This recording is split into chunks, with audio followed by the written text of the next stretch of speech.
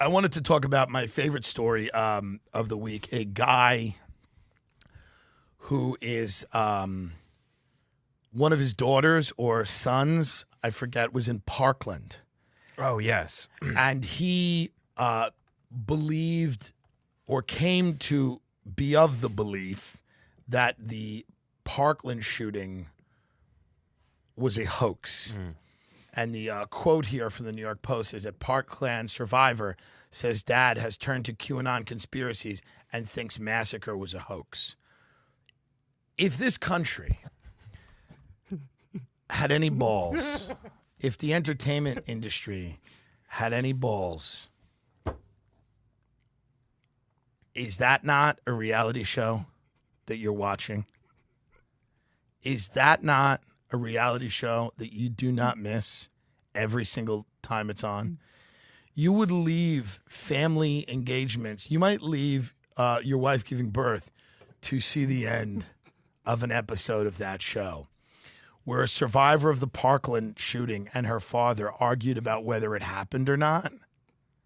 Am I the only one that wants to see this in real time? Can we set up a debate?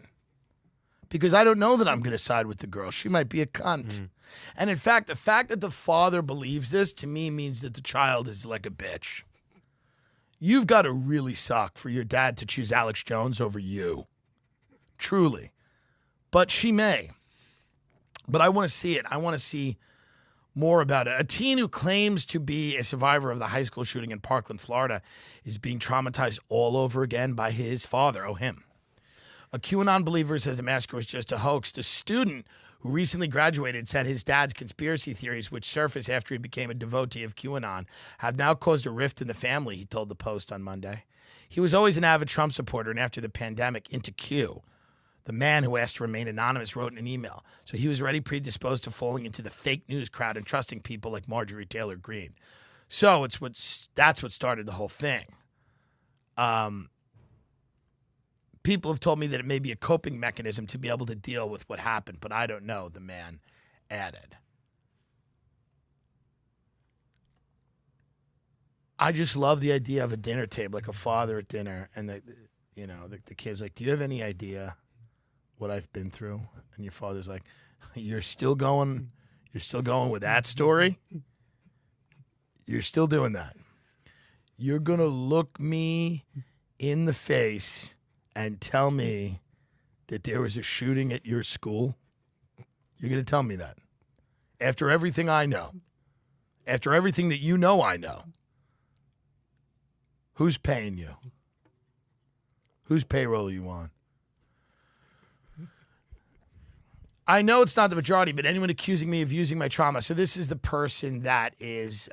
this is their Reddit thread that went viral. This is their viral on Reddit r/QAnon casualties. I know it's not the majority, but anyone accusing me of using my own trauma to spin a story, fuck you. This was literally just a spur-of-the-moment rant. I thought it would reach at most a couple of hundred upvotes. I never planned this blowing up. I never contacted the media. What the fuck would I get out of this? This is really fucking important to me because however terrible you imagine the shooting being, double that. Way too much of my high school experience was dealing with this shit. So believe I'd never make light of it because you have no idea what the fuck you're talking about. You watch his interrogation footage and he seems just like a brain-dead childlike moron who's too fucking stupid to know what's going on. He is, but he's also a literal fucking demon. I've never seen determination like that in my entire life. And there's a lot of people who don't know, so fuck you. And this is why that kid should have done sports. He's talking about who? Nicholas Cruz? Yeah, about Cruz, yeah. Go through the sub and you might realize what QAnon is capable of doing to their own family. They're delusional fucking people trapped in a cult. Fact. There are literally anti-vax nurses. Kind of funny. Folks, I don't know what you want me to do. If it's funny, I have to laugh at it. You know, I mean, it's funny. It's kind of funny. There's a variance of opinions on the vaccine. Why should nurses hold them?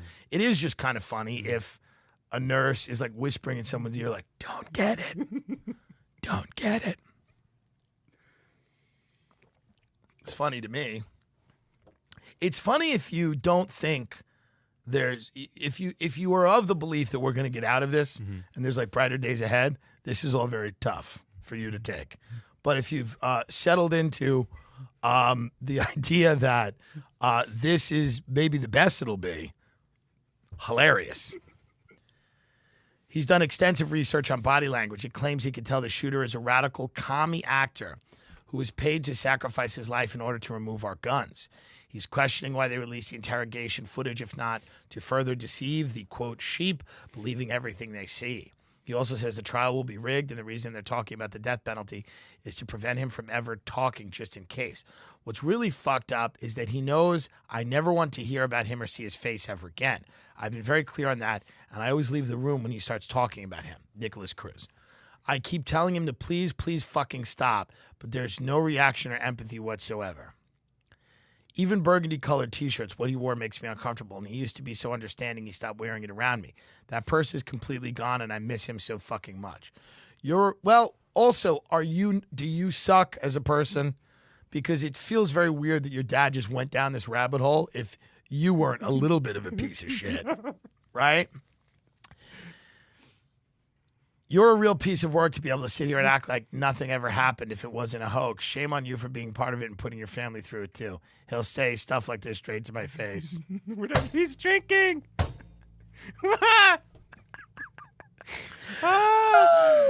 It's great.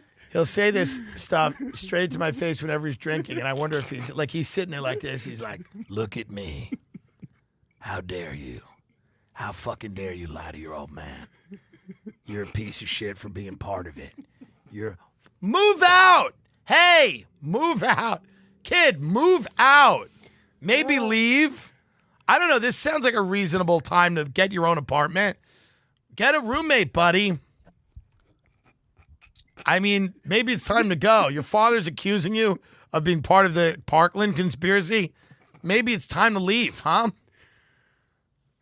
I can't take more of him berating me and purposely trying to trigger me to see if my PTSD is real or not. What, does he just walk around the house with a gun? Is it real? He's seen me break down and cry my eyes out multiple times, which I've never, ever did before. Sometimes I wonder if he's hit his head or had a fucking stroke because I almost can't believe it's the same person. What the fuck is QAnon doing to people? My breaking point was yesterday when I borrowed my little brother's iPad and saw he'd searched for some really bad things related to the shooting. I practically begged my mom to give my dad an ultimatum to get professional help or move out. She's really timid and hates confrontation. So all she said was try not being home as much and wait it out. Yeah, leave, dude. I have no idea how to deal with this. It's too painful for me to keep living like this. Hearing his name every single fucking day and being accused of accepting money to be a part of it. How much did they pay you? You're going to lie to your old man. How much did they fucking pay you to be part of it? You commie piece of shit. Your PTSD is all bullshit. You were a part of it. Try to take my gun.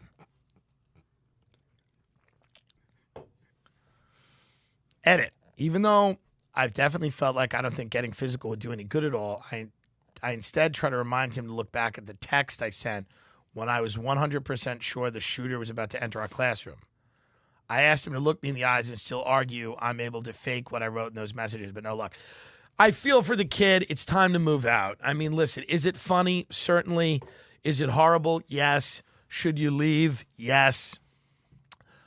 It's very unfortunate. Your father he's been bit. He's feral, as I've said. And by the way, it's like, obviously I'm not trying to draw a parallel, but it's like, I've had family members where they keep talking about Trump and Russia and they're, with the COVID, they won't, they're excited about the next lockdown and they're like, Russia sent us the Delta virus, so Trump and I'm like, all right, that's liberal QAnon is, the crazy COVID stuff. And I get it, COVID's a real thing, but, some people have lost their fucking minds. We all know that. So this does seem to present itself in the QAnon movement, people. It does. And sadly, the QAnon movement has seemingly attracted some unstable people. And that's unfortunate. But I feel bad for this dude. But you got to move the fuck out of your crib, bro. Hit me up at Tim J. Dillon on Instagram. Hit me up. If you're good looking, you come stay with me. If you're good looking, you have a home, Austin or LA, wherever I happen to be, you could come stay with me. But, you got to send me a pic. Send some pics. Send some pics. Hit me up. It is unfortunate that he's going through that because, I'm sure your dad feels the text you sent when the shooter was about to end you, which was probably like, hey, I may die right now. I love you. Right. Oh, my God, would I never send that to my family? I would never, if I thought I was right about to die, I would never text my family. Because anything I got back would be so underwhelming that for those to be the last words I've read on this planet, like literally I could imagine like sending my father a text that he like half read. And I'm like, I'm in school. There's a shooter. He's going to kill us. And I love you. And he would just read like school, love, and then he'd just write back, enjoy it, son. And then I would be like, well, this is the last text message I get to read in my life, I don't know that I'd text anyone. I wouldn't text him.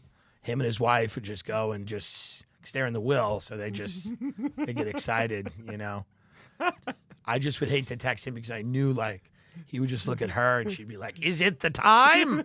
And you'd be like, this is not a drill. He'd be like, this is not a drill. Let's go. They'd be so excited. They'd come to the hospital and yank the tubes out of me. But I would never in my life text my father. So at least he is close enough with his family at one time to text. Yeah. His family, which is nice. Remember those times. Yeah. Don't get greedy. Don't get greedy. No one's close with their family their whole life. Remember the good times when you loved them and you texted them that you loved them. Don't get greedy. You can't ask for your dad to not accuse you of being a crisis actor. That's greed. You had the good times, enjoy them and move on and leave. You don't want to start being one of these people who's just like, me, selfish. Oh, I demand that my relationship with my father is perfect forever. Well, you cannot. You cannot make those demands. People go through things, okay? And your father right now is having a little bit of a rough patch, okay? He's being red-pilled, and it's very tough for him. He's gone. It's too much. And what's happening now is he's lashing out at you because you're in the house.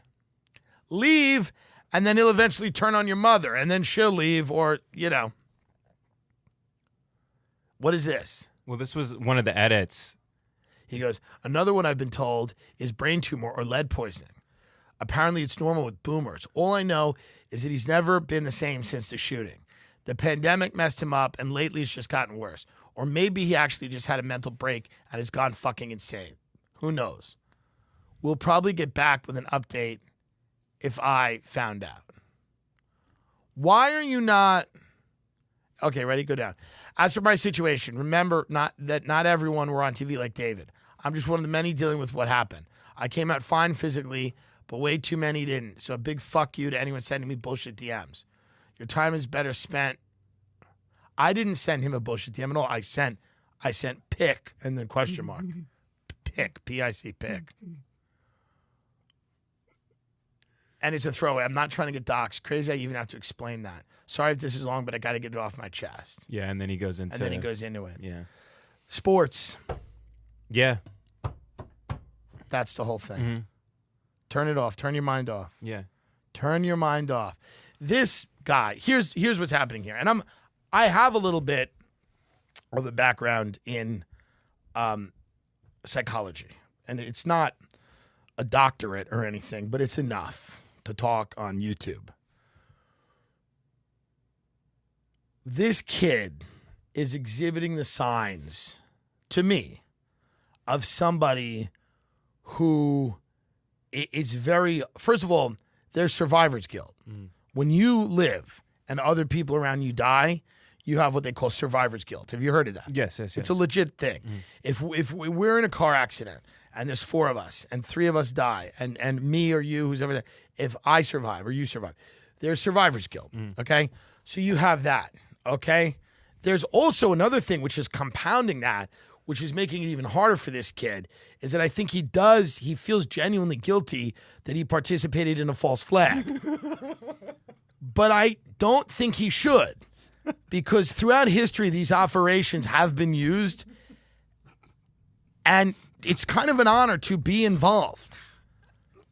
But I think his guilt about participating in a false flag has started to override his, sense of self. Mm-hmm.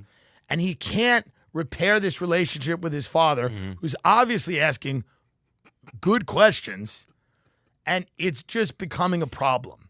So I would say maybe move out for a little bit, and until you can admit to your father what you've done, that's what I would do. By the way, if I was this kid, legit, I'd be like, yeah, so I did it. So what, bitch? George Soros gonna fuck you in your mouth. How about that? I would drive him more crazy. I'd be like, you don't even know. You don't even know who ordered us to do this. You don't even know. You don't even know what doors you're knocking on, Dad. We can make people disappear. It's like that line from Breaking Bad where Walter White goes, hey, man, if you think I'm that guy, you know, right, like I'm the one who knocks type of thing. Yeah. I think the kid's got to turn to his dad and go, so you think I participated in that and you don't fear me? You don't legitimately fear me. You think I was part of something like that and you don't respect me? Are you stupid? Are you an idiot? Do you know what I can do? Do you know what I can have done? Okay? Just have a little fun with it. It's tough. I know it's a hard thing to have fun with, but I think that that's the route to go. Drive the dad more crazy. Tell him that not only did you do that, but you did everything. Tell him you did 9/11 when you were 8. Tell them you were integral, you were involved in the 9/11. This is part of when I said, like, put Jenny Slate in jail. Because she came out, you know, she had that whole thing with Big Mouth. She played a biracial girl, and then, but she acted like she had her apology was like she had lit a black family's house on fire. Like literally, her apology. She was voicing a mixed race character on a cartoon. Yeah. Her apology was like she had been for years and years in the Klan, and she was coming out to say like my actions contributed to the erasure. Like. So I think you got to go crazier. When they go woke, you go crazier. You go put her in jail. It's not enough. So I think here you actually go crazier than Dad and go, you don't even know what I've been involved in. Parkland's not even the beginning or the end of it. Okay? Sit down. Tell him. Be like, you want to know how things work? I'm an alien. I was born with alien DNA. You and Mom don't have it. That's why I was recruited. Start saying shit like that. Or just kind of go along with it. Like you and him discover the Parkland conspiracy together. Like it's like it's a version of like father-son bonding. But instead of like going hunting or camping or golfing, you guys hunt down the real killer. It's like I imagine O.J. Simpson and his son maybe did something like that. O.J. and Justin, he was like, hey, we got to find the guy who did this. And his son's like, what? OJ's like, we got to find the guy who did this. And his son's like, well, I lost a mom. I don't want to lose a mom and a dad. So you got to just go like, all right, Dad wants to drive around Sunday, see if we can find the killer. You go have a nice breakfast. You drive around and go, where's the killer? Where's the killer? I think that's what you got to do here. You just accept that your father, like many people, is imperfect. And you just go with that. And you just have whatever relationship with him you can have. And you guys kind of then go and hunt down the real killers. You know, because Nicholas Cruz, if your contention is that he was a patsy, you got to find the people that directed him to do it. So I think there could be a lot of fun. Yeah. There could be a lot of fun to be had. But it's unfortunate that all that is happening.